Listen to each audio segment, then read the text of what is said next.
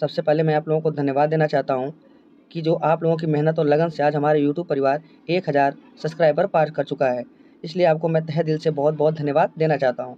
तो इसी प्रकार से हम लोग मेहनत करेंगे कि आगामी आने वाले किसी भी एग्ज़ाम में आपको कोई भी असुविधा ना हो, इसलिए हम कुछ प्रैक्टिस सेट आपके बीच में लाएँगे, जो प्रत्येक दिन लगभग 1 प्रैक्टिस सेट देंगे। कम समय में ज़्यादा प्रश्न कराने का प्रयास करेंगे और साथ ही साथ उसका विश्लेषण भी होगा। तो आइए शुरू करते हैं। पहला प्रश्न निम्नलिखित में से भारतीय संविधान सभा का अध्यक्ष कौन था? तो कौन था भाई? भारतीय संविधान सभा का अध्यक्ष कौन था? डॉक्टर राजेंद्र प्रसाद। अगर पूछेगा पहला कौन था तो डॉक्टर सच्चिदानंद सिन्हा, डॉक्टर सच्चिदानंद सिन्हा। आगे चलते हैं। भारत की संविधान सभा किसके कहने पर बनाई गई थी भाई? किसके कहने पर बनाई गई थी? Cabinet mission 1946, cabinet mission 1946। आगे चलते हैं। निम्नलिखित में से किस अधिनियम ने नियंत्रक महालेखा परीक्षक नामक पद का सुझाव दिया था? सुझाव किसने दिया था भाई? 1935 अधिनियम ने। आगे चलते हैं। हमारे संविधान की प्रस्तावना में उल्लेख नहीं है। देखिए, हमारे संविधान की जो प्रस्तावना है, इसे हम लोग क्या कहते हैं? प्रस्तावना को क्या कहते हैं? संविधान की आत्मा कहते हैं। तो उल्लेखित नहीं है वयस्क मताधिकार का, वयस्क मताधिकार का उल्लेख प्रस्तावना में नहीं है। आगे चलते हैं। भारत पूर्ण संप्रभुत्व लोकतांत्रिक गणतंत्र कब बना था?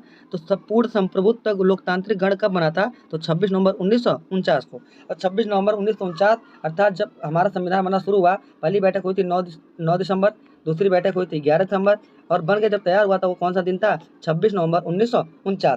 तत्काल प्रभाव से 15 अनुच्छेद लागू हो गए थे। ठीक है, आगे चलते हैं। संविधान के उद्देश्य का जिसे प्रस्तावना कहते हैं, का संशोधन कितनी बार हो चुका या किया गया था? तो सिर्फ अभी एक बार हुआ था। कब हुआ था? 1976 में हुआ था। क्या क्या जोड़ा गया था? सुनिएगा।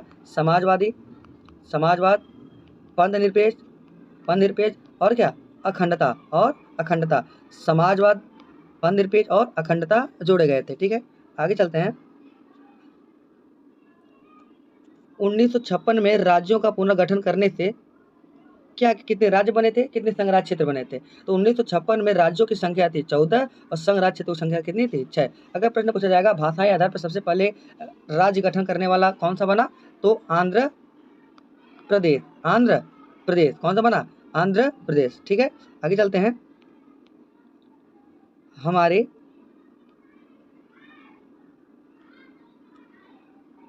हमारे संवैधानिक इतिहास में 26 नवंबर 1949 एक महत्वपूर्ण दिन है। क्यों भाई? इसी दिन, सुनिएगा, इसी दिन संविधान अंगीकार किया गया था। बिल्कुल सही उत्तर है। आगे चलते हैं।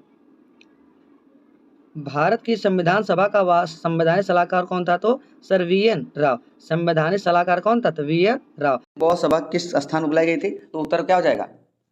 पाटलिपुत्र ना। कहाँ पर? पाटलिपुत्र। देखिए, पाटलिपुत्र में तृतीय बहुत सभा बुलाई गई थी। और सारनाथ को प्रसिद्ध है।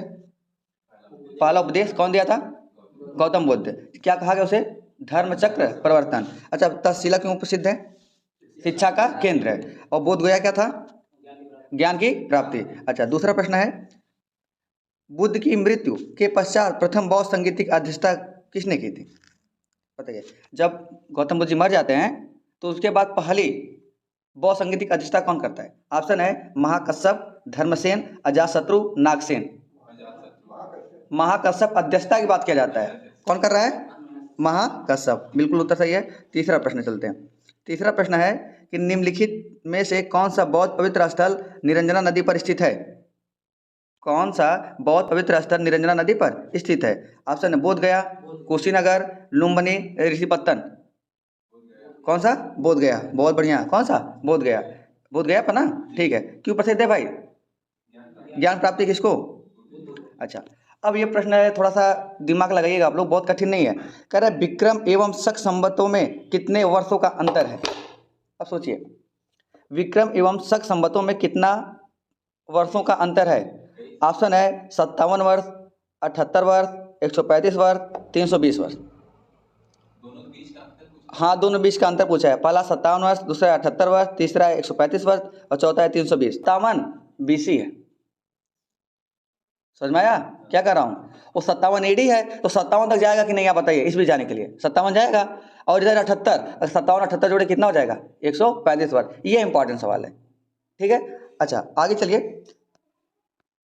कुषाण शासक कनिष्क का राज्याभिषेक किस सन में हुआ था? बताइएगा। 178 BC, 101 AD, 58 BC, 78 AD।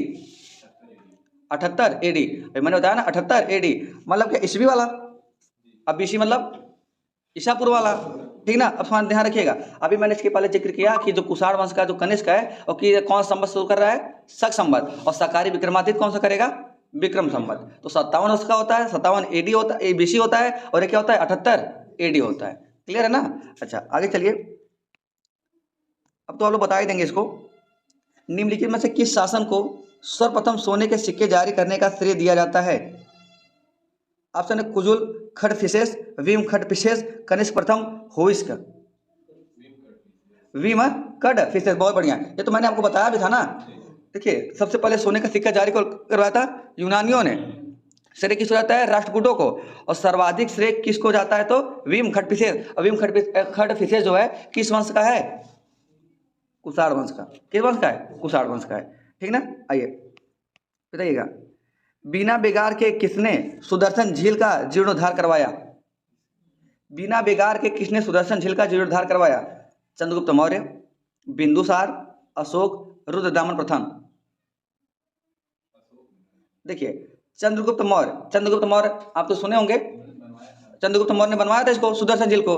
Bindusara, Ashok, अगर पूछेगा सुदर्शन झील का जीर्णोद्धार किसने करवाया तो इसका उत्तर जाएगा रुद्रदामन प्रथम। और मैंने इसको लिखवाया आपको, रुद्रदामन प्रथम। सुदर्शन झील का जीर्णोद्धार करवाया था किसने,